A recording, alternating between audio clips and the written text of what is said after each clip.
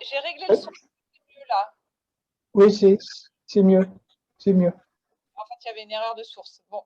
Donc, Donc, non, attends, je commence la traduction. Bon, non, tu peux revenir en arrière. Reviens à la précédente. Voilà. Bon, bonjour à tous. Donc, l'objectif aujourd'hui, c'est de parler des essais cliniques. Alors, c'est toujours difficile de savoir quelles vont être les questions qui vont être posées. Donc, ce que l'on a préparé, c'est une information sur les essais cliniques qui sont en cours dans le service à Lyon et pour certains qui vont débuter dans les prochains mois. Donc, tout n'est pas encore forcément disponible. Et puis surtout, un temps de discussion pour répondre aux questions plus générales sur les essais cliniques. Et je vais commencer par une diapositive d'introduction sur les essais cliniques en général, qui peut-être vont répondre déjà à certaines des questions que certains d'entre vous peuvent avoir. Et donc, toujours, voilà. On a aujourd'hui le docteur Julie Traclet, qui est praticien hospitalier dans le centre de référence à Lyon, avec moi, qui est vraiment spécialisé dans les maladies pulmonaires rares, dont les fibroses et les autres maladies pulmonaires rares.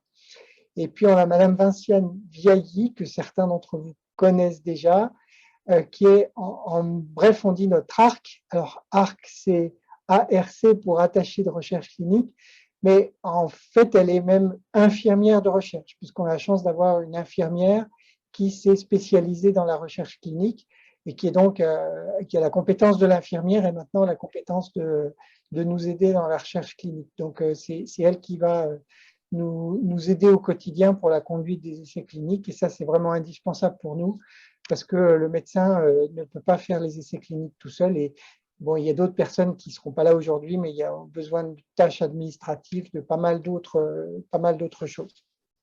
Et donc, moi, je suis Vincent Cotin, le coordinateur du centre de référence de Lyon. Alors, la suivante. Donc, celle-ci, c'est les quelques généralités que je voulais vous proposer sur les essais thérapeutiques. Alors, vous voyez que c'est sous forme pratiquement de mots-clés, mais c'est pour souligner certains points qui me semblent importants quand on parle d'essais cliniques. Le premier point, c'est pourquoi faire. Alors, pourquoi faire?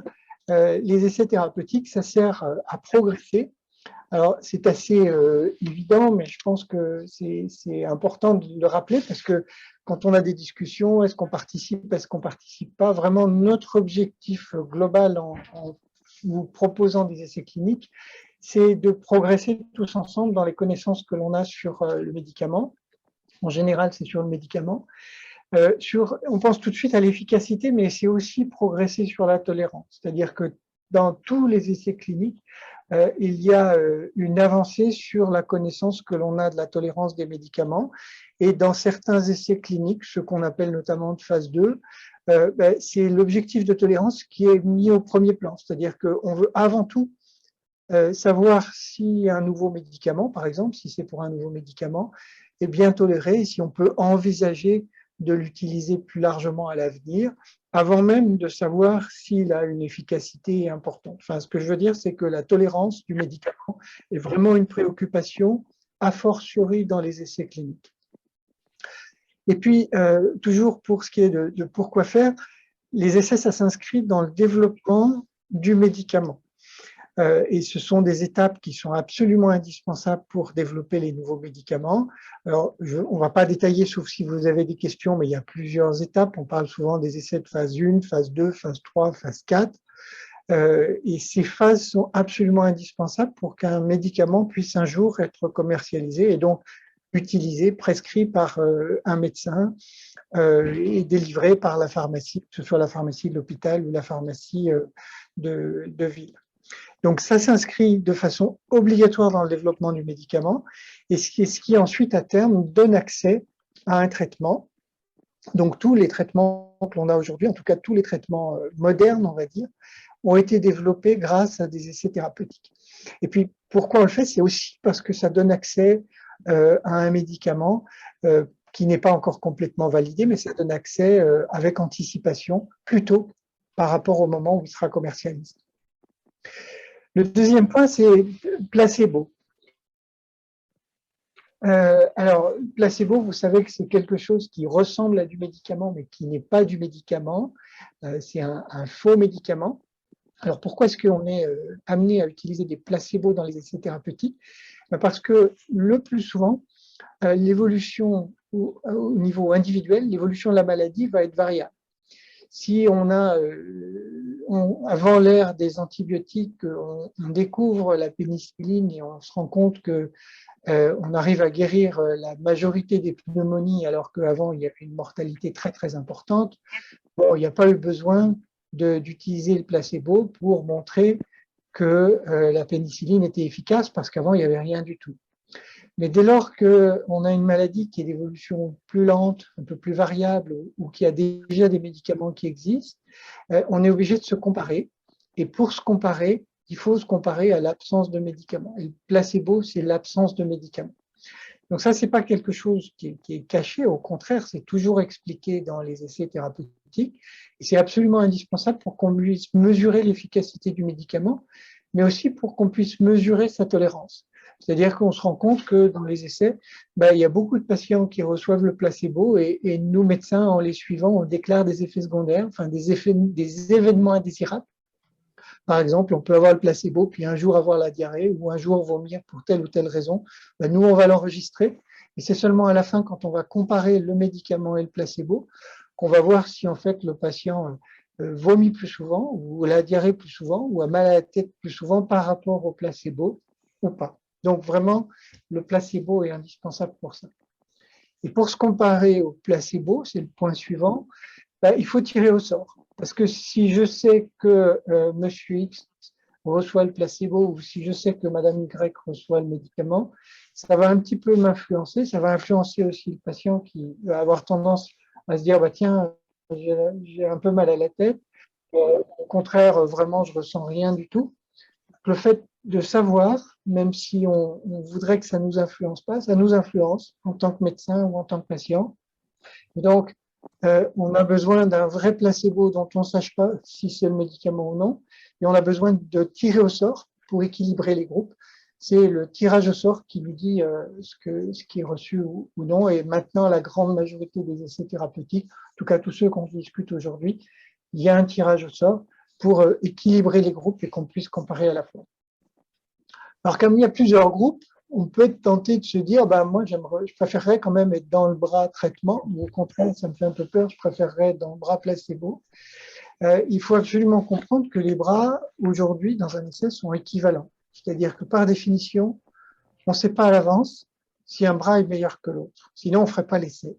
Et c'est ça qu'on appelle l'équipoise. Alors, c'est un terme un peu barbare, mais ça veut dire globalement qu'il y a le même poids. C'est-à-dire que dans un essai, s'il y a deux bras dans l'essai, par exemple médicament ou placebo, on ne sait pas à l'avance si effectivement le médicament va être mieux que le placebo, on l'espère bien sûr, mais malheureusement il y a eu le cas dans le passé, et ça arrivera encore, où le médicament n'était finalement pas plus efficace que le placebo, et où par contre il pouvait potentiellement avoir des effets secondaires. Donc après on se dit finalement peut-être que j'aurais dû recevoir le placebo, j'aurais été dans une meilleure condition. Donc, si on savait à l'avance quel est le meilleur bras, on ne ferait pas l'essai. Il faut être absolument convaincu que quand on vous propose un essai, on ne sait pas si c'est mieux de recevoir le médicament ou le placebo à ce moment-là. Et c'est pour ça qu'il y a un tirage au sort, c'est parce qu'il y a un équilibre des chances. Et si en cours de route, par exemple, au bout de 6 mois ou un an, il y a une autre équipe ou un autre travail, un autre essai qui démontre que oui, ce médicament-là est bien efficace, l'essai est arrêté. Il n'y a pas de raison de continuer un essai si quelqu'un d'autre a obtenu la réponse à la question que pose cet essai. Si l'équipoise n'est plus maintenue, si cet équilibre de chance n'est plus maintenu, l'essai n'a plus de raison d'être et à ce moment-là, il est arrêté. Donc ça, c'est vraiment une grande règle, à la fois une règle morale, mais aussi une règle scientifique. Ensuite, il y a le consentement. Alors, vous savez que quand on participe à un essai, on doit signer un consentement. Mon petit commentaire là-dessus, c'est que le consentement, c'est avant tout une information. En fait, si vous lisez bien, quand vous avez vu des consentements, on vous demande pas vraiment si vous êtes d'accord, on vous demande d'attester que vous avez été informé. Et que donc, si vous participez, c'est avec votre libre accord pour participer. Mais c'est avant tout pour nous la preuve qu'on vous a informé. C'est quelque chose qui va dans votre dossier et qui dit oui, tel patient qui participe à un essai, avant toute chose, avant quoi que ce soit qui participe, qui fasse partie de l'essai, on l'a informé, on a répondu à ses questions et on a recueilli son consentement pour participer. Donc nous, c'est notre responsabilité. Et pour le patient, c'est pas un engagement, c'est au contraire l'assurance d'avoir été informé dans le détail, des fois avec beaucoup trop de détails d'ailleurs, dans la taille des consentements, et l'assurance que vos droits sont respectés. Parce que si on faisait de la recherche sans consentement, ce serait inacceptable, évidemment.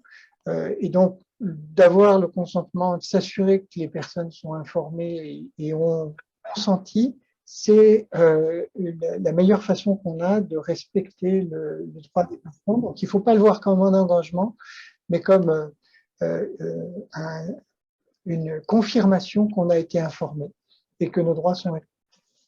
Et d'ailleurs, la meilleure preuve, c'est qu'on peut sortir d'un essai ou arrêter de participer à un essai au moment qu'on veut. C'est-à-dire qu'on ne s'engage pas à aller jusqu'au bout.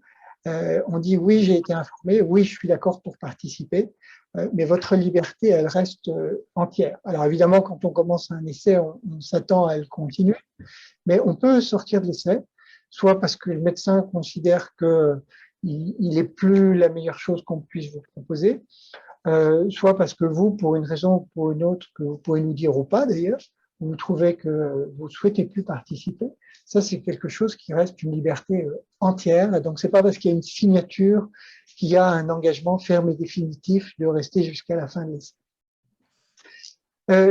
Après, il y a parfois un malentendu qu'il peut y avoir sur la responsabilité de l'investigateur, justement à cause de ces signatures, c'est-à-dire que on signe qu'on a été informé, mais l'investigateur, le médecin, il reste tout aussi responsable et en fait, il est même plus responsable. C'est-à-dire que quand on suit des gens dans le cadre d'un essai thérapeutique, ben, en tant que médecin, on est responsable de leur suivi médical et en plus, on est responsable de bien conduire l'essai, de faire les choses comme il faut, de bien vous informer, de bien faire le suivi comme on a prévu, comme ça a été demandé par le comité d'éthique, etc.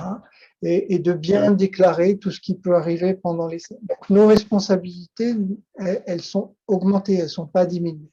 Donc la signature, c'est en aucun cas une décharge pour le médecin, c'est le contraire. Ça nous donne des responsabilités supplémentaires de participer avec vous aux essais cliniques. Voilà. Et puis le dernier point, c'est quel intérêt? Ça revient un petit peu à ma question du début, mais pour être plus concret, l'intérêt pour les patients de participer, c'est avant tout d'avoir accès à des traitements. C'est aussi la satisfaction de faire avancer les choses, mais l'intérêt individuel, il est avant tout d'avoir accès au traitement.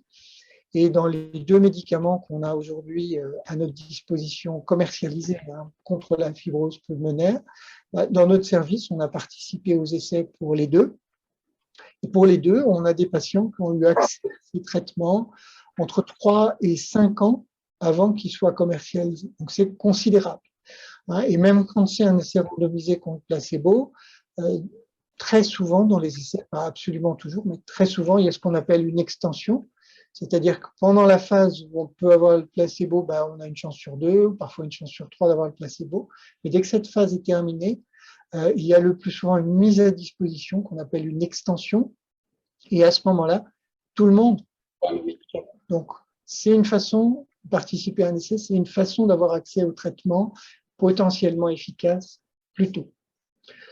Pour nous, qu'est-ce que ça apporte? C'est essentiellement de remplir notre mission, c'est-à-dire notre mission de participer à la recherche, de faire avancer, de contribuer à notre niveau à faire avancer les choses, de contribuer à l'avancée du développement du médicament, de participer à la recherche, parfois de participer aux publications, etc. Et donc, c'est de répondre à nos missions, mais également de vous mettre à disposition des médicaments plus tôt. J'ai parlé de développement du médicament. Dans certains cas, ce qu'on évalue, c'est une pratique. Est-ce qu'il vaut mieux donner 2 médicaments plutôt qu'un? Est-ce qu'il vaut mieux faire un après l'autre ou les 2 en même temps ou des choses comme ça? C'est aussi des choses qu'on évalue dans les essais, d'ailleurs, on va y en venir. Et puis enfin, l'intérêt pour la communauté, à la fin, c'est vraiment ça, c'est-à-dire pour la société. C'est le progrès médical, le progrès scientifique et petit à petit d'avoir plus de choses à proposer aux personnes qui ont telle ou telle maladie. Voilà, je m'arrête sur cette introduction un tout petit peu longue. On pourra y revenir si vous avez des questions, évidemment. Et donc, je passe la parole au docteur Julie Traclet et à Madame Biailly pour vous présenter un peu plus en détail, un peu plus concrètement maintenant les essais dont on va parler maintenant. Alors, une première diapo qui peut paraître un petit peu barbare, mais c'est surtout pour vous montrer que la fibrose pulmonaire idiopathique, il y a énormément de voies moléculaires qui sont impliquées, des voies qu'on appelle immunomodulatrices, donc qui jouent plus sur l'inflammation, l'immunité, et des voies de fibrose qui sont actuellement les voies les plus ciblées par les traitements de la fibrose pulmonaire idiopathique, puisque c'est quand même le phénomène principal de cette maladie. Les deux médicaments qu'on a actuellement, qui sont le nintédanib et la pirfénidone, donc le nintédanib c'est l'Ofev et la pirfénidone c'est l'esbriette, agissent sur la même voie, pas par les mêmes mécanismes, qui est la voie qu'on appelle de signalisation mésenchymateuse. Bon, c'est une aparté pour bien comprendre, mais vous voyez qu'il y a beaucoup de molécules qui sont en développement qui peuvent agir sur la même voie, mais il y a aussi actuellement d'autres molécules en développement qui peuvent agir sur d'autres voies. Ça, pour l'avenir, ça peut être intéressant parce que, comme dans d'autres maladies, il est possible qu'à l'avenir, on propose des plurithérapies, comme dans l'hypertension artérielle ou autres maladies, diabète, etc. Donc, c'est toujours intéressant d'avoir des médicaments qui ciblent plusieurs voies pour traiter une maladie. Donc, le premier essai dont je vais vous parler, c'est un essai qui est actuellement en cours d'inclusion, qui a été rédigé par le professeur Cotin et qui est coordonné. Excusez-moi, est-ce que vous pourriez parler un peu plus fort? On entend assez mal. Oui. Est-ce que vous pourriez parler un peu plus fort? On entend assez mal.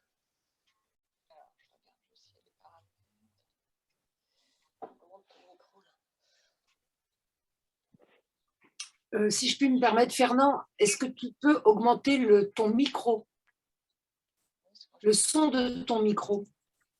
Tu entendras probablement mieux. Ok. D'autres m'entendent bien? Ça Oui. va un peu mieux, là. Ça va un peu mieux. On vous reçoit très bien. D'accord. Alors, donc le premier essai dont je vais vous parler, c'est l'essai Progression qui est actuellement en cours d'inclusion et qui a été coordonné par Vincent Cotin et donc dont le centre responsable c'est Lyon. C'est un essai qu'on appelle pragmatique qui évalue en fait les traitements qu'on a à disposition, c'est-à-dire le nintédanib ou l'Ofev et l'esbriette ou pirfénidone selon le nom que vous connaissez. Donc en fait, c'est un essai qui va évaluer 3 bras, c'est-à-dire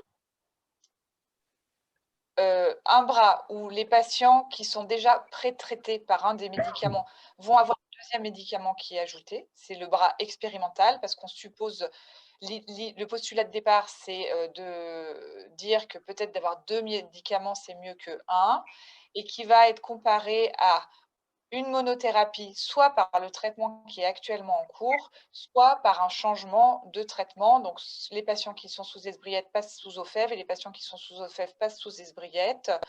Et ça de manière prospective, donc c'est-à-dire on inclut les patients au fur et à mesure, multicentrique. Il y a beaucoup de villes en France qui participent à cet essai, ce qui lève en fait ce qu'on pourrait appeler un biais de centre, parce qu'on peut avoir des pratiques dans un centre qui ne sont pas tout à fait les mêmes dans tous les centres. Donc, les essais, c'est toujours mieux qu'ils soient conduits dans plusieurs centres parce que c'est beaucoup plus représentatif. Randomisé, c'est-à-dire que c'est tiré au sort. C'est en aucun cas le médecin investigateur qui choisit le bras. Et en ouvert, parce qu'on sait dans quel bras est le patient. Donc, 3 bras, poursuite du traitement actuel, changement du traitement actuel pour l'autre antifibrosant ou association des deux chez des patients qui ont une fibrose pulmonaire idiopathique qui progresse. Ce qu'on appelle le design, donc l'emploi du temps, le schéma. Le schéma, voilà, de l'étude, c'est ça se présente comme ça. Il y a une première visite qu'on appelle le screening. En fait, c'est la visite où on vérifie que le patient peut et A peut rentrer dans l'étude et A ce qu'on appelle les critères d'inclusion qu'on va revoir. Après, il y a une deuxième visite qui est la visite de randomisation où se fait le tirage au sort. Et les patients sont donc tirés au sort dans les 3 bras expérimentaux dont on vient de parler. Et comme dans tous les essais, il y a des visites assez régulières au début pour s'assurer que la tolérance du traitement est bonne notamment. Et donc cet essai il dure environ 6 mois pour évaluer à la fin la fonction respiratoire. Donc, le critère de jugement principal, ça c'est important, c'est le premier critère qui va être évalué avec l'étude et c'est le critère qui a le plus de poids dans l'analyse statistique. Donc, quand on écrit une étude, il faut bien choisir le critère principal puisque c'est celui qui a le plus de valeur pour juger de l'efficacité d'un médicament, par exemple, si on teste un médicament. Donc ça, c'est un critère qui doit être choisi de manière consciencieuse parce que c'est celui qui va rendre votre étude positive ou négative. Donc là, ce qu'on évalue, vu que c'est des patients qui ont une progression de la fibrose, on va évaluer à 6 mois la capacité vitale forcée, qui est le critère sur lequel on vous suit beaucoup quand vous êtes suivi pour une fibrose pulmonaire idiopathique. Donc c'est le critère à l'EFR qu'on appelle la capacité vitale ou la CV à 4, 12 et 24 semaines de suivi. Et on va comparer avec des méthodes statistiques comment varie la capacité, enfin comment diminue la capacité vitale selon qu'on est dans le bras bithérapie versus le bras où on a gardé son traitement, selon qu'on est dans le bras bithérapie versus le bras où on a changé de traitement, le bras bithérapie versus c'est la même chose, non? La monothérapie ah oui, classique, celle où on garde le traitement, oui, je l'ai déjà dit. Et changement de monothérapie versus maintien de la monothérapie. Donc ceux qui restent dans le même traitement et ceux qui ont changé de traitement mais qui ont qu'un seul médicament. Donc voilà, ça c'est ce qu'on va évaluer. Et pour participer à l'étude, il faut avoir ce qu'on appelle les critères de progression qui sont définis maintenant de manière assez consensuelle, c'est-à-dire soit une diminution de la capacité vitale de plus de 10% par rapport à la valeur théorique sur la dernière année, soit une diminution de la capacité vitale entre 5 et 10% associée à une majoration des symptômes, et le plus souvent c'est l'essoufflement, soit une dégradation de la capacité vitale entre 5 et 10% associée à une dégradation au scanner, soit une aggravation des symptômes et une aggravation au scanner. Et donc, les patients vont être traités pendant 6 mois, mais il faut qu'ils aient déjà été traités à dose stable pendant 6 mois par un des 2 traitements et qu'il n'ait jamais eu l'autre traitement, puisque sinon il y a un facteur confondant si le patient a déjà eu le médicament et qu'on lui remet un médicament qu'on a déjà changé. Voilà. Donc, étant donné que c'est un essai qui est financé par la Sécurité sociale, pour rentrer dans l'étude, il faut rentrer dans les critères de remboursement du médicament et donc avoir une capacité vitale à plus de 50% de la théorique et une mesure de la diffusion du CO, c'est-à-dire c'est ce qu'on appelle la DLCO, c'est la mesure qu'on fait quand on vous met dans la cabine de plétismographie et qu'on vous fait des gaz du sang, puis des gaz du sang avec un taux d'oxygène à 100% dans l'environnement. Qui est de plus de 30%, et ça c'est les critères de remboursement du médicament puisque c'est les critères des essais initiaux des 2 médicaments que sont l'esbriette et l'ofev. Voilà, ça c'est la première étude. La deuxième étude qui est également en cours de recrutement, où on a des petits soucis actuellement parce qu'il y a un problème d'approvisionnement du traitement, mais le médicament va être à nouveau disponible au mois de juin, c'est ça? Donc là, il y a une pause dans les recrutements, mais ce n'est pas fini. C'est l'essai Starscape. Il y a certains d'entre vous que je vois qui sont dans cet essai. Donc, c'est un essai qui va évaluer en phase 3, donc c'est-à-dire que la tolérance a déjà été évaluée et qu'on évalue surtout l'efficacité du médicament. Le médicament, c'est la pentraxine 2 humaine et c'est un essai contre placebo. Et la pentraxine 2 humaine, en gros, son intérêt, c'est qu'elle inhibe la différenciation des macrophages en macrophages qui favorisent la fibrose. Donc, le but, c'est de limiter les phénomènes de fibrose par cette voie-là. Et donc, l'essai, il est en double aveugle versus placebo. Donc, je vais vous expliquer ce que c'est. Et le critère d'évaluation principal, c'est pareil, c'est le changement absolue de la capacité vitale, mais cette fois, c'est à 1 an. C'est un essai qui dure 1 an.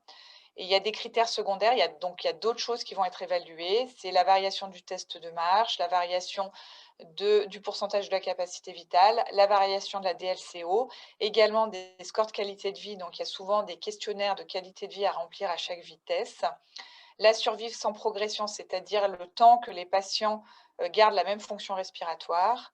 Le délai avant la première exacerbation, puisque vous savez, dans la fibrose pulmonaire idiopathique, il y a toujours un risque d'exacerbation, mais également la tolérance du traitement, parce que même s'il a été évalué en phase 2 et qu'il semble bien toléré, dans tous les essais, il y a toujours une partie pour évaluer la tolérance des traitements.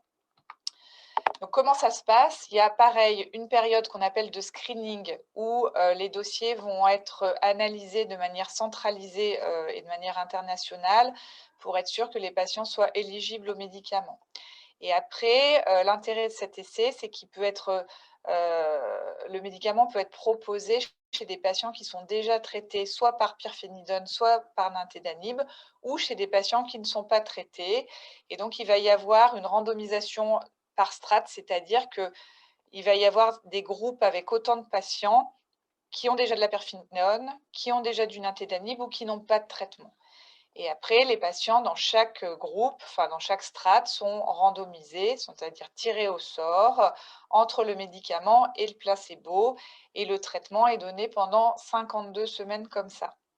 L'intérêt de cette étude, vu que c'est une étude de phase 3 et que le médicament a déjà été évalué en termes de tolérance, c'est qu'il y a une phase à l'issue des 52 semaines qu'on appelle en ouvert, c'est la phase d'extension dont on a parlé, qui permet à tous les patients qui ont participé à l'étude de bénéficier du médicament, même ceux qui avaient le placebo dans la première partie de l'étude. Et notamment, l'intérêt, c'est que si le médicament s'avère être efficace, comme on le disait tout à l'heure, c'est de l'avoir en avant-première avant qu'il soit commercialisé. Souvent, dans les études phase 3, les phases d'extension, elles peuvent durer jusqu'à la commercialisation du médicament. Je ne dis pas de bêtises, enfin. Voilà, donc là, les critères d'éligibilité, c'est une capacité vitale à plus de 45% et une DLCO entre 30 et 90%. Il faut marcher au moins 150 mètres au test de marche de 6 minutes et on va évaluer essentiellement le changement de la capacité vitale à 1 an. Il y a pas mal de places dans cette étude, il y a 658 patients qui vont être inclus, mais c'est un essai qui est international. Donc, tous les pays participent à cette étude. Donc ça, je vous les ai déjà donnés. Ensuite, peut-être un bref commentaire juste pour compléter. Une des originalités quand même de ce médicament, Julie l'a dit, mais j'insiste, c'est que c'est vraiment une nouvelle voie évaluée. C'est-à-dire que les deux médicaments qu'on a actuellement, ils sont en arrêt sur le processus de fibrogénèse. Là, celui-là, l'hypothèse bloquer l'inflammation avant que l'inflammation de la fibrose, ça puisse être bénéfique à la fibrose. Et comme c'est en complément, c'est-à-dire en plus de nintédanib ou de pirfénidone, bon ben, bloquer des mécanismes bien différents, j'espère que ce sera complémentaire. À toi, Kognedje. Alors, un autre essai qu'on a en cours de recrutement, c'est l'essai Zephyrus. On n'a qu'un patient, je crois, pour l'instant, parce qu'il a vous allez voir, il y a une difficulté pour recruter. Alors, l'intérêt de ce médicament, il a été évalué dans un essai de phase 2 qui était très intéressant. Alors, les essais de phase 2, comme on l'a dit, c'est plutôt pour évaluer la tolérance. Donc ça, la tolérance, elle est bonne. Mais dans cet essai qui s'appelait PRAISE, il y avait eu quand même une évaluation de l'efficacité. Et vous pouvez voir là sur le schéma, les patients qui étaient traités, ils avaient un déclin de la capacité vitale qui était beaucoup moins important que les patients qui étaient sous placebo. Donc, probablement que ce médicament a un bénéfice, mais l'essai de phase 2, il n'était pas fait pour évaluer l'efficacité. Donc, c'est vraiment l'essai de phase 3 qui va évaluer ceci. Donc, il est également randomisé, c'est-à-dire tiré au sort, en double aveugle. En double aveugle, je ne vous l'ai pas dit tout à l'heure, ce que ça veut dire, c'est que ni le médecin, ni le patient ne savent dans quel groupe ils sont. Ça enlève tout ce qu'on pourrait appeler les biais un peu de croyance, parce que les effets indésirables, on peut les avoir, comme on le disait tout à l'heure, avec le placebo. Si on sait qu'on a le placebo, on va se dire non, bah, en fait, j'ai rien.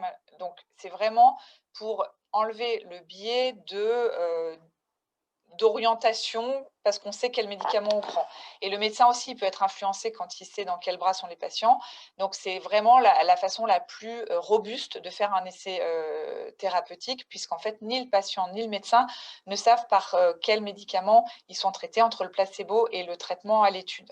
Donc, c'est versus placebo, et ça évalue l'efficacité et la sécurité d'emploi du pamvrélumab chez les patients qui ont une fibrose pulmonaire idiopathique.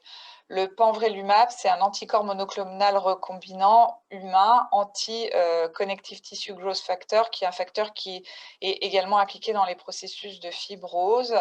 L'avantage des anticorps monoclonaux, c'est que souvent, c'est extrêmement bien toléré, il y a peu d'effets indésirables.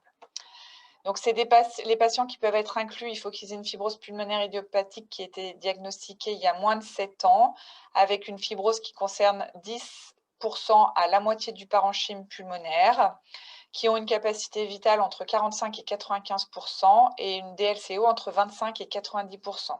La difficulté de recrutement de cette étude, elle est dans cette phrase-là, c'est qu'il faut que le patient ait déjà reçu un des traitements approuvés pour la fibrose pulmonaire idiopathique, donc ou l'esbriette ou l'ofève, mais qu'il ne l'ait pas toléré et qu'il l'ait arrêté. On ne peut pas inclure un patient qui est en cours de traitement par esbriette ou par ofève, donc ça limite un peu le recrutement parce qu'on ne va pas arrêter les traitements antifibrosants lorsqu'ils sont bien tolérés et qu'ils fonctionnent aux patients. Donc il faut vraiment que ce soit des patients qui n'aient pas toléré les traitements antifibrosants.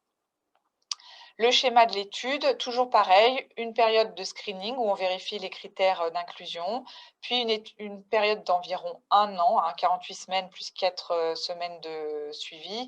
Donc ça fait 1 an où les patients sont traités pamvrélumab versus placebo. Et ce qui n'était pas prévu au départ, mais qui vient d'être ajouté, c'est que cette étude également, vu que c'est une étude de phase 3, aura une extension en ouvert à l'issue de la période d'études, donc une possibilité d'accéder aux médicaments pour tous les patients à l'issue de la première année. Cette étude, je vous en parle parce qu'il y a peut-être certains d'entre vous qui y participent ou des gens que vous connaissez qui y participent, mais les recrutements sont terminés puisque le nombre de patients à inclure a été atteint. C'est BMS IM 027040, il n'a pas de nom, donc il n'est pas, c'est pas très friendly comme, comme nom. C'est un essai de phase 2, donc plutôt pour évaluer l'efficacité et la sécurité d'emploi et la tolérance du médicament, qui est un antagoniste d'un récepteur de l'acide lysophosphatidique qui inhibe la production de protéines profibrosantes comme le collagène. Le collagène, c'est vraiment une protéine qui est sécrétée en excès dans la fibrose et qui est responsable de la fibrose au sein du parenchyme pulmonaire. Et là, vu que c'est un essai de phase 2, il y a 3 bras, puisqu'il y a 2 doses du médicament qui sont évaluées, parce qu'on évaluera la tolérance en fonction de ces 2 dosages et l'efficacité entre ces 2 dosages. L'intérêt et l'originalité de cette étude, c'est qu'il y avait 2 cohortes, il y a 2 cohortes qui sont étudiées. Il y a une cohorte de patients avec une fibrose pulmonaire idiopathique et une cohorte de patients avec une fibrose pulmonaire progressive qui n'ont pas pu être classés fibrose pulmonaire idiopathique, donc des patients parfois qui ont moins d'accès au traitement dans les essais puisqu'il n'y a pas un diagnostic formel posé. Donc, le schéma, il y a 240 patients qui ont été inclus dans le bras fibrose pulmonaire idiopathique, dans les 3 bras, placebo, le médicament à la dose de 30 mg 2 fois par jour ou le médicament à la dose de 60 mg 2 fois par jour pendant 26 semaines, c'est-à-dire environ 6 mois. Et puis après, les patients ont pendant 6 mois le traitement en ouvert. Pour le bras fibrose progressive, c'est la même chose, sauf qu'il y a 120 patients qui ont été inclus contre 240 dans le bras fibrose pulmonaire idiopathique. Les patients avec une fibrose pulmonaire idiopathique qui pouvaient être des patients de plus de 40 ans avec une fibrose de moins de 7 ans, qui ont un scanner tout à fait compatible avec le diagnostic, et soit qui n'ont pas été traités par antifibrosants, soit qui ont une dose stable de traitement antifibrosant depuis au moins 3 mois, avec une capacité vitale à plus de 40% et une diffusion à plus de 25%. Dans la fibrose progressive, étant donné que ça peut atteindre des patients plus jeunes, l'âge d'inclusion était plus bas, c'était des patients de plus de 21 ans. Dans certains pays, la majorité, elle a 21 ans. Je pense que l'âge limite, il est fixé plutôt pour ça. avec une fibrose progressive selon les critères internationaux qui ont été évalués dans l'essai InBuild, dont maintenant on a les résultats, donc qui sont à peu près les mêmes critères que je vous ai donnés que pour l'essai progression, mais sur une période de 2 ans au lieu d'une période de 1 an, puisque souvent c'est des fibroses qui progressent moins vite, qui ont plus de 10% de pneumopathie interstitielle diffuse au scanner, et pareil, qui soit n'ont pas de traitement antifibrosant, soit un traitement stable depuis plus de 3 mois, avec les mêmes critères EFR. Alors, ce qui peut également vous intéresser, c'est les critères qui vont ouvrir prochainement. Donc celui-là, il s'appelle Fibronir IPF et Fibronir ALD, parce que c'est pareil, il va y avoir un bras pour la fibrose pulmonaire idiopathique et un bras pour les fibroses progressives. C'est un essai de phase 3 qui va évaluer un médicament qui se donne en comprimé 2 fois par jour et dont l'ouverture est prévue en fin d'année. Et il y aura 3 bras, donc 2 chances sur 3 d'avoir le médicament et un bras placebo. Et le médicament, il sera donné à 2 doses différentes, soit 9 mg 2 fois par jour, soit 18 mg 2 fois par jour. Un essai qui va durer 1 an. Ça peut durer plus longtemps. Parce qu'en fait, la phase en extension pour cet essai-là, elle sera la fin le dernier patient qui aura fini la première année. D'accord. Donc, probablement que certes, les premiers patients inclus vont être traités beaucoup plus longtemps que les derniers patients inclus, et il y aura une phase en ouvert? Oui. Et il y aura une phase en ouvert après, donc les patients pourront avoir le traitement à la fin de l'étude d'évaluation versus placebo. Alors, ce traitement, on a essayé de simplifier parce que c'est un petit peu compliqué. Il est un inhibiteur d'une enzyme qui s'appelle la phosphodiesterase 4B, qu'on va appeler PDE4B. Et cette enzyme, en fait, quand elle est active, elle diminue le taux de CAMP, qui est le cyclique adénosine monophosphate.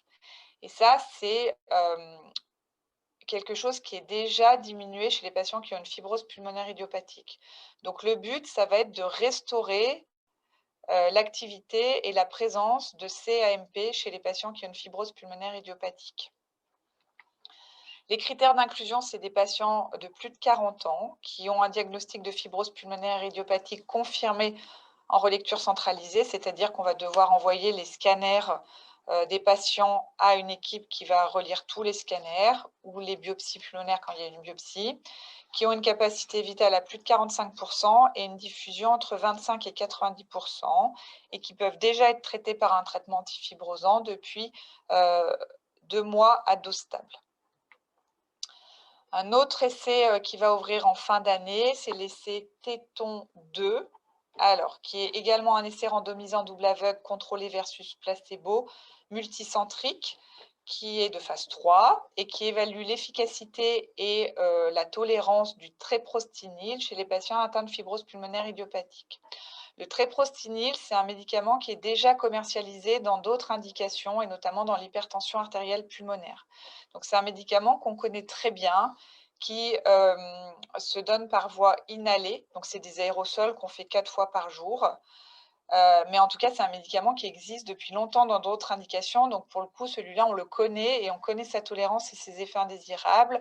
Là, il va être évalué dans l'indication particulière de la fibrose pulmonaire idiopathique, parce qu'on sait qu'en plus de ces propriétés vasodilatatrices qui sont utilisées habituellement, il diminue le remodelage et la fibrose de la matrice extracellulaire in vitro, c'est-à-dire ça, c'est sur des données de laboratoire. Donc, il diminue le recrutement des fibrocytes, qui sont des cellules qui fabriquent le collagène, et donc ils vont limiter qui in vitro limite le processus de fibrose. Il y aura une phase d'extension après 1 an de traitement. On n'a pas bien plus, si on a les critères d'inclusion, c'est pareil, des patients de plus de 40 ans qui ont un diagnostic de fibrose pulmonaire idiopathique confirmé en relecture centralisée avec une capacité vitale à plus de 45%. C'est un des rares essais où il n'y aura pas de limite associée à la diffusion. Et ça peut être intéressant parce que des fois, c'est un facteur limitant qu'on a pour inclure les patients dans des essais. Et des patients qui pourront être déjà traités par antifibrosants. C'est le dernier? Oui. Si tu veux parler après d'Everide. Ah ouais, j'ai pas fait de diapo. Ouais. Le dernier essai pour la fibrose pulmonaire idiopathique qui va ouvrir, alors là, on ne sait pas la date d'ouverture. C'est l'essai Integris IPF, qui est pareil, randomisé en double aveugle contrôlé par placebo, mais c'est un essai de phase 2A qui va évaluer l'efficacité, la sécurité d'emploi, la tolérance et la pharmacocinétique. Ça, c'est des dosages sanguins pour évaluer un peu comment se comporte le médicament biologiquement chez des patients qui ont une fibrose pulmonaire idiopathique. Le médicament, c'est un antagoniste des intégrines qui s'appelle alpha-V bêta-6 et qui a montré une diminution des phénomènes de fibrose genèse sur des poumons explantés de patients qui avaient eu une transplantation pulmonaire pour une fibrose pulmonaire idiopathique. C'est un essai court, hein, parce que les essais de phase 2 sont souvent plus courts, qui va durer 12 semaines.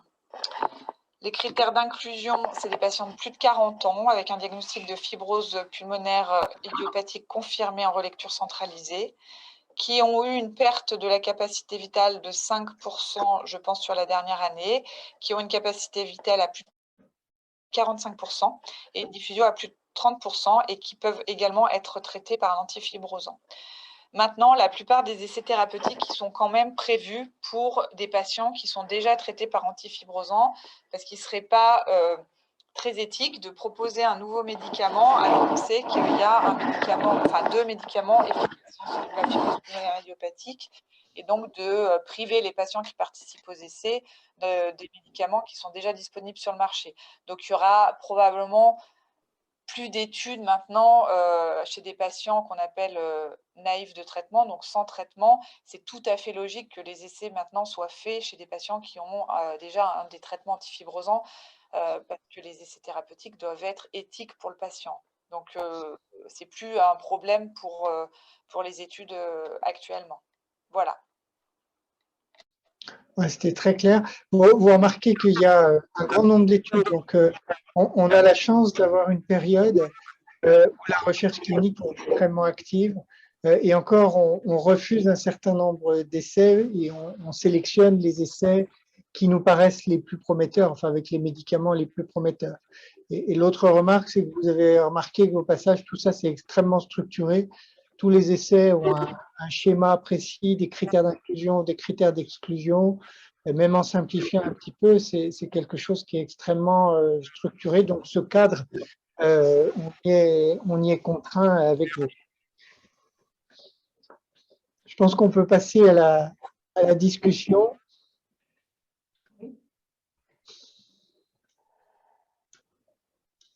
Je ne sais pas si vous avez reçu des questions sur le chat ou si… Non, mais, pas reçu de questions, mais je pense qu'il y en a plusieurs qui sont déjà sous essai thérapeutique et qui peut-être veulent bien poser des questions. Sinon,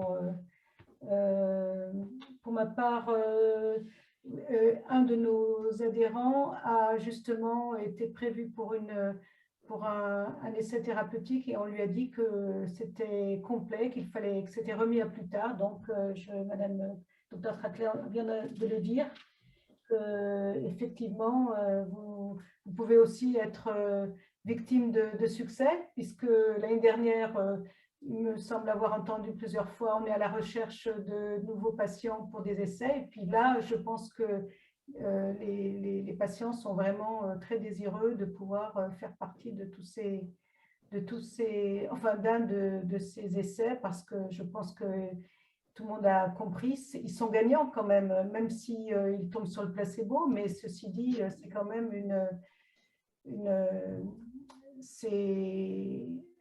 ça donne plus d'espoir de se dire que ça va peut-être mieux traiter leur fibrose. Oui, tout à fait. Le placebo, on risque rien et le médicament, on a des chances, confirmées ou non, mais on a des chances d'avoir un bénéfice. Alors, c'est vrai que les critères d'inclusion, là, ça paraît un petit peu tous les mêmes, mais en fait, il y a des différences entre ces essais. Mme Traclet l'a mentionné plusieurs fois en disant, bah, là, il y a la DLCO, là, il n'y a pas, là, il y a une relecture centralisée du scanner, etc. À la fin, ça fait des différences, c'est-à-dire que malheureusement, on ne peut pas proposer à chacun n'importe lequel de ces essais et qu'il faut suivre les critères d'inclusion pour proposer les essais les plus appropriés. Et même en faisant ça, parfois, il y a ce qu'on appelle des échecs d'inclusion. En anglais, c'est screen failure, des échecs de sélection, on pense que tel patient, un essai est approprié pour lui. Et puis, en fait, on fait la visite de sélection, c'est-à-dire l'information, la signature, on commence les examens, la biologie, on envoie le scanner dans le centre coordonnateur, etc. Et finalement, on reçoit la réponse. Il y a un critère qui passe pas et le patient ne peut pas être inclus.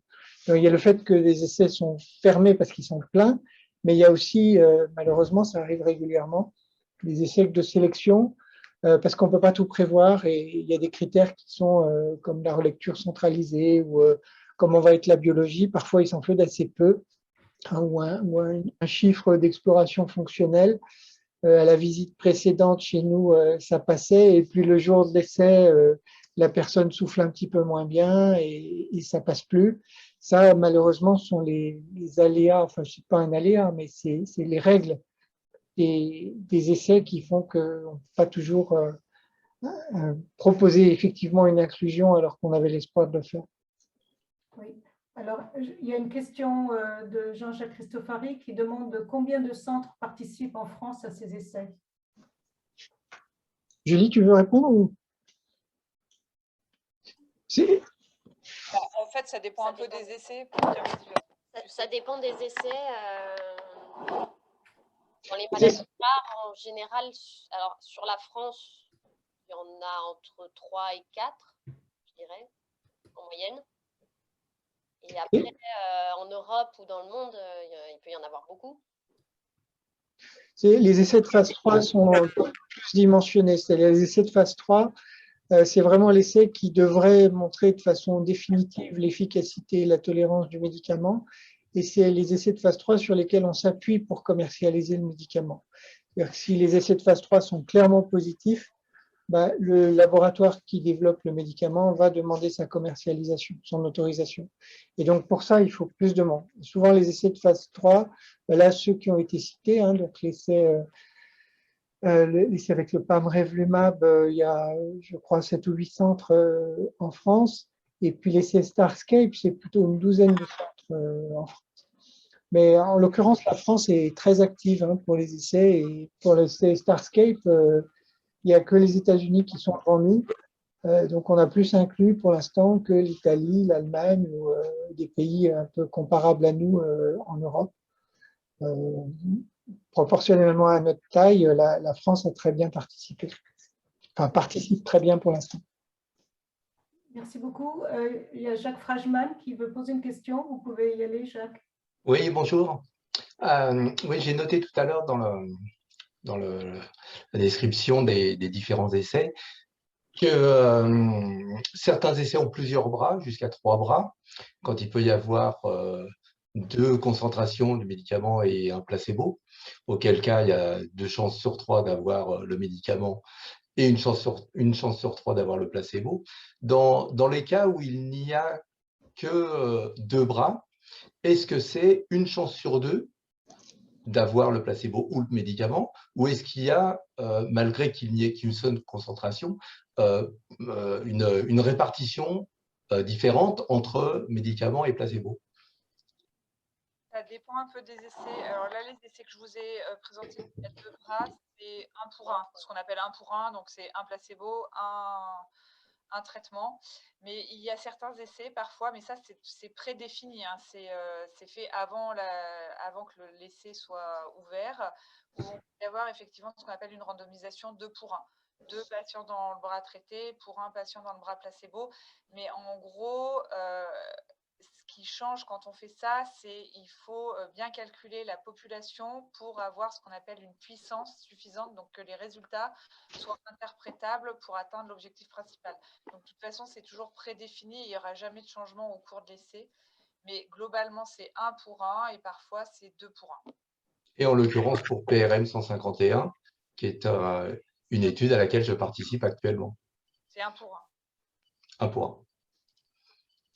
C'est quand même c'est le cas le plus fréquent, hein, que ce soit 50-50 ou 1 pour 1. Et il y a avant lors de la conception de l'essai, comme le disait Julie, il y a beaucoup de statistiques qui sont faites. C'est assez complexe, hein, la statistique des essais. Ça paraît simple, mais en fait, c'est assez complexe parce qu'il faut essayer de prévoir tout un tas de paramètres quelle va être l'aggravation chez les personnes qui reçoivent le placebo, mais souvent ils ont déjà un intédanib ou pirfénidone, donc il faut tenir compte de ça. Qu'est-ce qu'on espère obtenir comme bénéfice avec le médicament? Combien de temps on va suivre? Est-ce qu'il y a des gens qui risquent d'arrêter le traitement en cours de route? Enfin, il y a tout un tas de paramètres comme ça. Et donc, on essaye d'évaluer la taille minimale de l'essai, parce que c'est plus facile de mener un essai avec pas trop de monde et ça coûte moins cher. Mais il faut faire un compromis avec d'avoir de bonnes chances d'être capable de démontrer l'efficacité du médicament et de ne pas rater l'efficacité du médicament. Le pire, ce serait d'avoir un médicament efficace, de faire un essai et que l'essai, parce qu'il n'est pas très bien conçu, n'arrive pas à démontrer que ce médicament est efficace, puis qu'on l'abandonne alors que peut-être il aurait été utile. Voilà. Donc c'est pour ça qu'il y a des compromis qui sont faits et qui sont en fait dirigés par les statistiques et puis aussi par les enjeux de logistique, parce que comme je le disais, il y a les essais de phase 3 actuels, c'est entre 500 et 1000 personnes dans le monde qui participent. Donc, ça représente des coûts qui sont très, très importants et ça mobilise énormément d'énergie. Il n'y a pas que l'argent. Ça mobilise tout un tas de médecins, tout un tas de patients, tout un tas de structures d'appui. Donc, c'est très, très lourd. Merci. Si je peux compléter, enfin, pas compléter, mais il y avait une autre question que je me posais.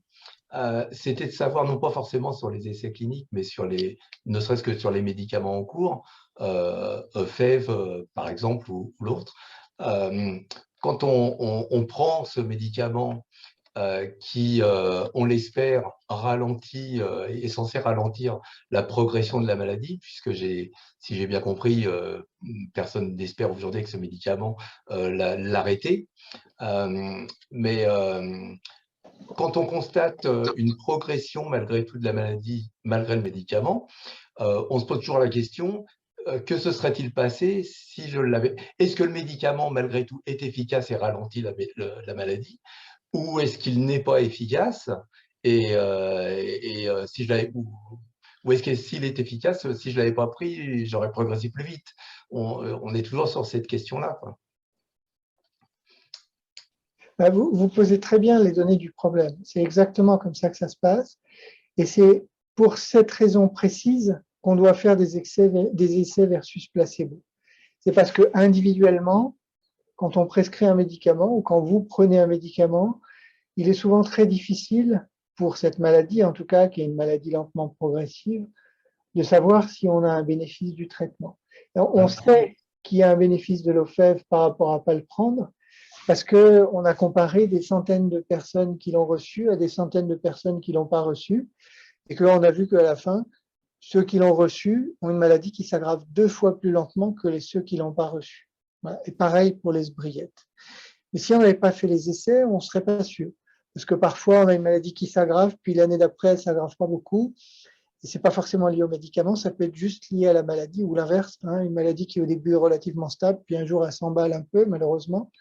Donc, cette évolution individuelle fait que c'est très difficile de savoir si un médicament marche chez une personne donnée. Et on est obligé d'étudier ça dans des groupes de personnes et de comparer traitement versus non-traitement. C'est exactement pour répondre à votre question. Une question, s'il vous plaît. Comment on fait pour être candidat à ces médicaments? Vinciane, Julie? Oui, excusez-moi, vous m'entendez là? Oui, très bien. Oui, je voulais savoir comment fait-on pour être candidat? Alors, comment ça marche dans l'autre sens? Nous, on considère que tous les patients peuvent être candidats aux essais thérapeutiques. Et quand on les voit dans le suivi et qu'on a des études en cours, on regarde s'il y a une des études qui peut correspondre. Néanmoins, quand on est très motivé, on peut se signaler parce qu'on est plus vigilant après par exemple, quand il y a une nouvelle étude qui sort, c'est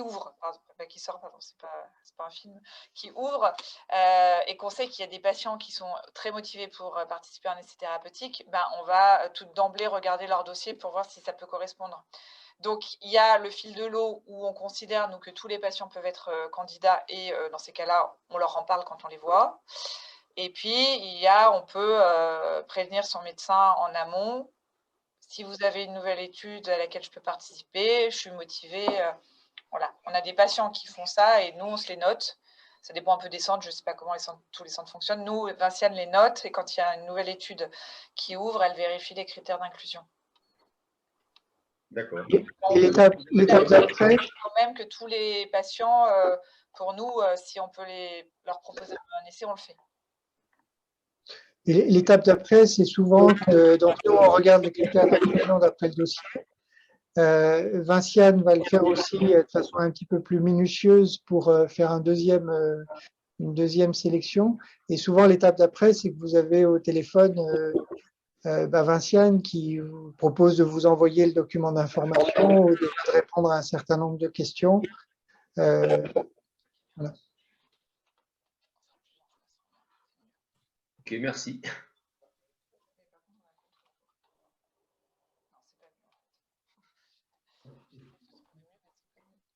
Il y a d'autres questions?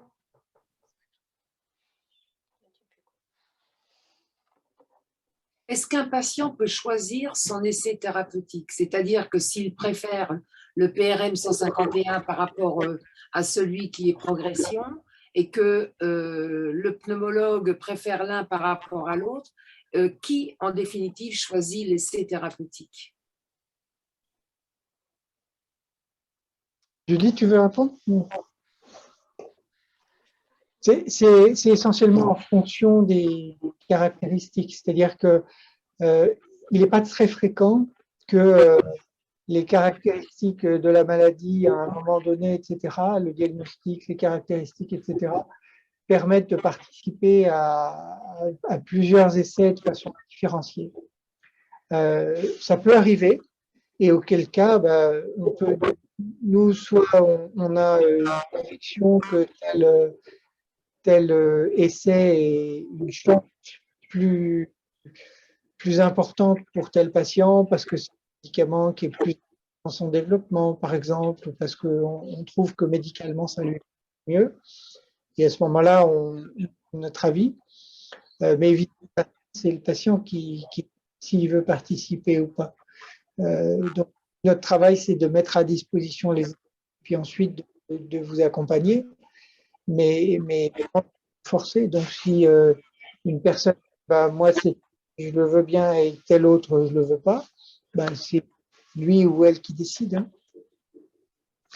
L'essai, vous citez progression, il a des critères justement c'est-à-dire qu'on ne peut le proposer, nous, qu'à quelqu'un la maladie est en train de s'aggraver, ou en tout cas, on a qu'il y a une aggravation qui est en souvent, ça existe pour les essais, pour les autres essais.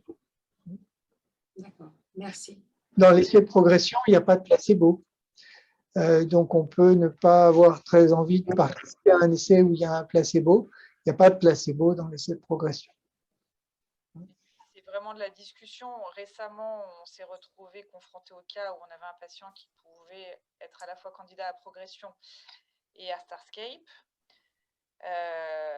Les inclusions de Starscape sont actuellement suspendues. Progression, ça ne dure que 6 mois. Donc, on a convenu, on fait progression 6 mois. Et puis, si dans 6 mois, il a toujours envie, on refera Starscape. Ils peuvent se suivre, les essais. Donc, après, on peut aussi être pragmatique et voir ce qui est le plus opportun au moment M. D'accord. C'est une notion d'attention. On ne peut pas faire plusieurs essais à la fois, bien sûr, mais on peut les faire l'un après l'autre si on souhaite. Et si je peux me permettre une réaction, non pas du côté médical, mais du côté du patient, c'est que quand on choisit progression, on choisit de supporter les effets indésirables des 2 médicaments existants. Et c'est pas forcément évident quoi, de se dire j'avais les effets indésirables d'un médicament, maintenant je vais avoir les effets indésirables des 2. Et c'est dans le quotidien, c'est pas très sympa quoi, Alors, à vivre. je vais relativiser un peu cette notion, on est d'accord que les antifibrosants actuels, ils ont des effets indésirables. Par contre, les essais de bithérapie, ils ont déjà été conduits par les 2 laboratoires en termes de tolérance. Donc, il y a déjà eu 2 essais de tolérance de bithérapie sur quelques semaines. Et en fait, souvent, les patients, ils tolèrent bien la bithérapie, en fait, pas pire qu'un des 2 antifibrosants. Donc ça, on le savait en construisant ces progressions, c'est que la bithérapie, elle est souvent assez bien supportée. En tout cas, c'est pas forcément pire que quand on n'en prend qu'un. C'est vrai que Oui, mais les effets indésirables ne sont pas les mêmes sur les 2 médicaments. Ouais, mais en fait, le fait d'associer les 2, il y a une modification un peu de la disponibilité au niveau biologique qui fait que souvent, c'est assez bien toléré. Ok. Donc, les effets indésirables, quand ils sont pris séparément, sont différents que quand on est dans l'essai thérapeutique. C'est ce que vous voulez dire? Ce que j'ai dit, c'est qu'en fait, on a déjà évalué la bithérapie et que les patients ne décrivent pas de plus d'effets indésirables avec la bithérapie qu'avec la monothérapie. En fait, souvent, on va être sujet à un type d'effet indésirable, mais ce n'est pas pour ça qu'on va avoir tous les effets indésirables qui sont décrits avec les 2 médicaments. Et enfin, Vincent, tu me dis si je me trompe, mais globalement, les essais de bithérapie, c'était plutôt assez bien toléré, la bithérapie. Et puis, ce qu'on peut ajouter, c'est qu'on ne propose progression qu'à une personne qui tolère déjà bien le premier médicament. Et donc, s'il tolère bien le premier médicament, ben, il le tolère bien. Et quand on ajoute l'autre, oui, quand on commence un médicament, on peut le tolérer bien ou pas. Et si on ne le tolère pas bien, on peut le diminuer ou l'arrêter, comme dans la vie de tous les jours, quoi. Donc, à nouveau, hein, il n'y a pas d'obligation à continuer. Par contre, quand on n'essaie pas, on ne sait pas. Hein. Si on n'essaie pas, on ne saura jamais si on aurait toléré la bithérapie. Et j'entends ce que vous dites, mais moi j'ai des patients qui m'ont dit exactement le contraire. C'est-à-dire, ils m'ont dit j'ai qu'une chance sur 3 d'avoir la bithérapie. Moi, ce que je veux, c'est la bithérapie parce que je pense que ça va être plus efficace. Et oui, il y a des chances que ce soit plus efficace la bithérapie. On ne le sait pas aujourd'hui, hein, sinon on ferait pas l'essai.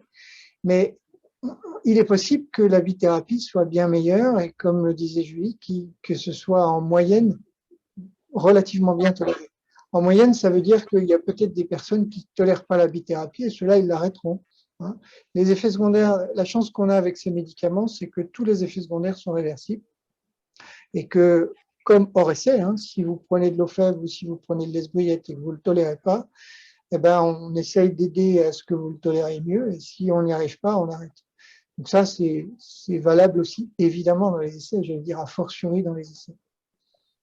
Si je peux me permettre, j'aimerais bien que mon mari Jean témoigne, puisque lui, il est avec progression. Et je trouve que justement, en tant qu'aidante, je trouve qu'il le tolère vraiment très bien. Alors Jean, tu veux prendre la parole? Oui. Remets le micro. Oui, donc oui, je tolère très bien les 2 médicaments, donc il n'y a aucun problème. Mais une petite question, j'aimerais bien savoir le mécanisme de l'Ofev et le mécanisme de l'espriette. Alors, comment ils réagissent contre cette maladie qui nous embête. Voilà.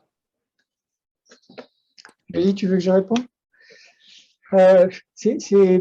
Déjà, on ne connaît pas parfaitement le mécanisme, surtout pour les esbriètes. On va commencer par l'Ofev. L'Ofev, c'est un inhibiteur de tyrosine kinase. Les tyrosines kinases, c'est des protéines, des enzymes, mais des protéines, c'est-à-dire des protéines qui ont une activité biologique et qui font ce qu'on appelle une phosphorylation, c'est-à-dire qu'elles prennent du phosphore qui vient se coller sur la protéine et ça active la protéine.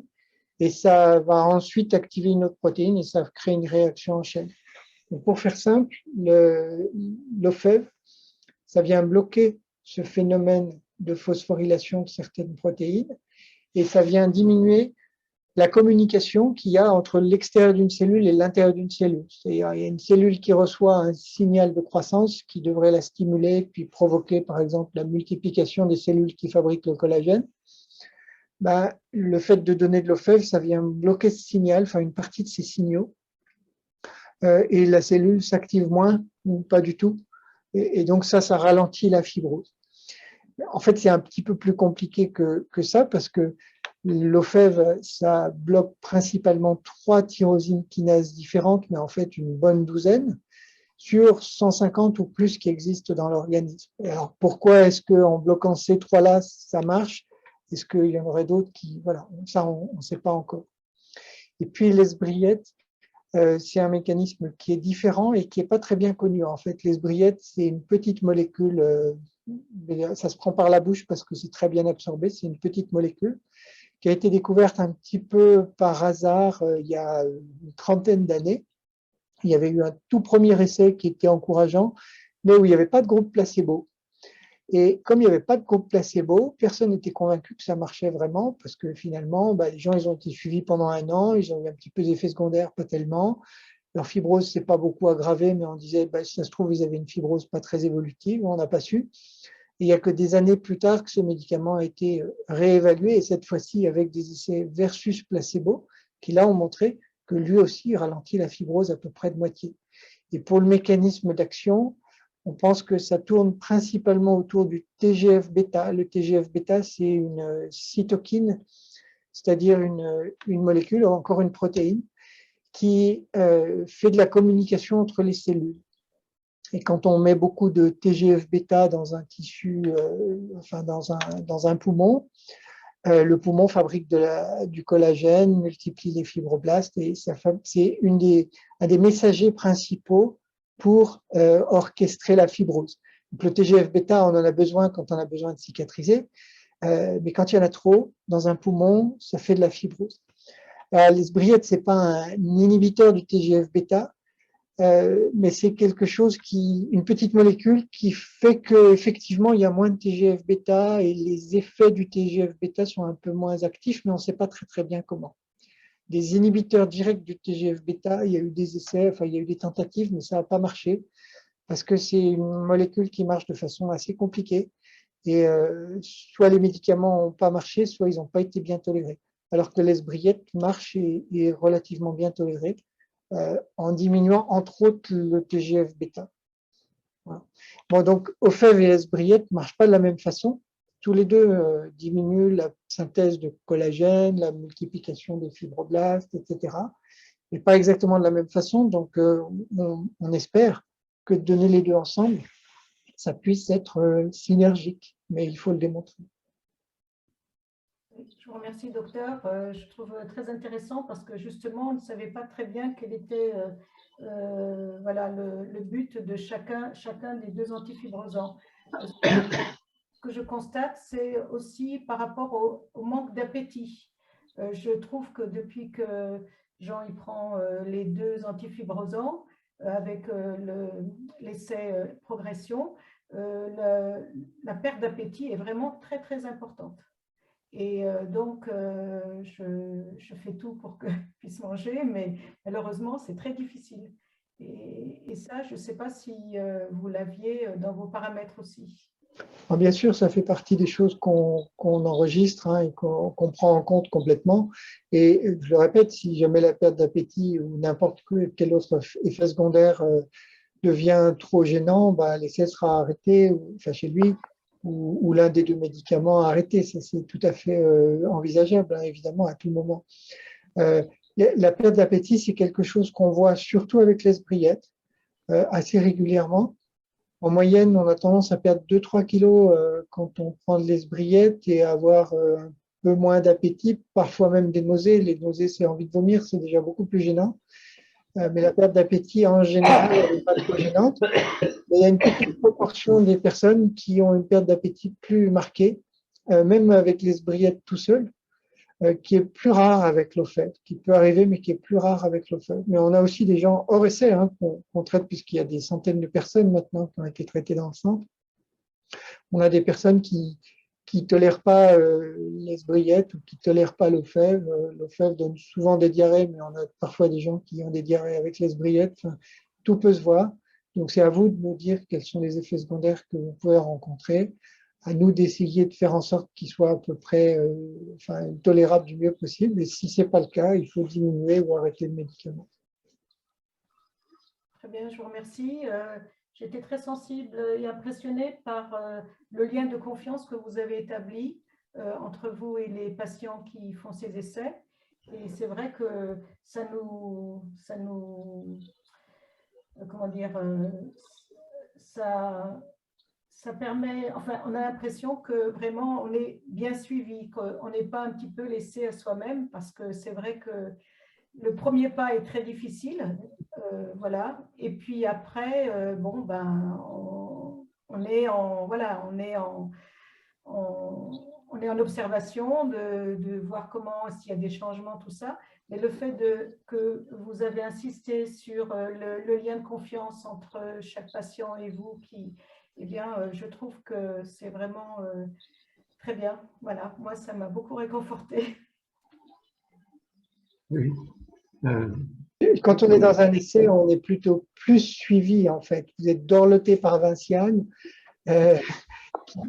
qui est disponible pour recueillir, savoir s'il y a des choses, des questions, etc. Souvent, à la fin de l'essai, regrettent un petit peu parce que Vinciane leur dit, ben, là, moi, je m'occupe des essais, je vais être moins disponible pour vous maintenant.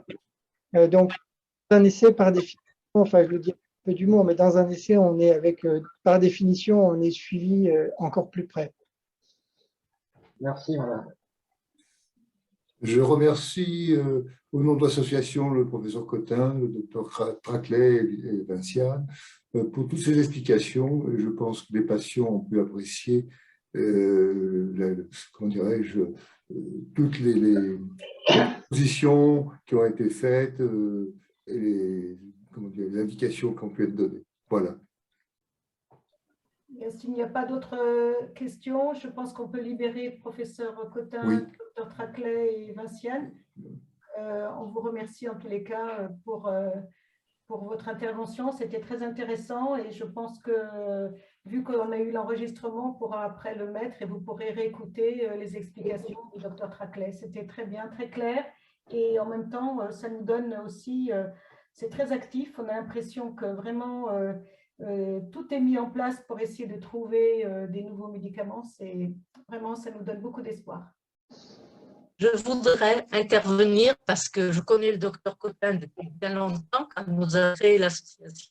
Et je suis vraiment époustouflée de voir les progrès qu'il y a et toute cette recherche qui avance et c'est pour cela qu'on se bat depuis des années. Et merci à tous de participer, ça c'est formidable. Merci. Merci. Oui, c'est madame.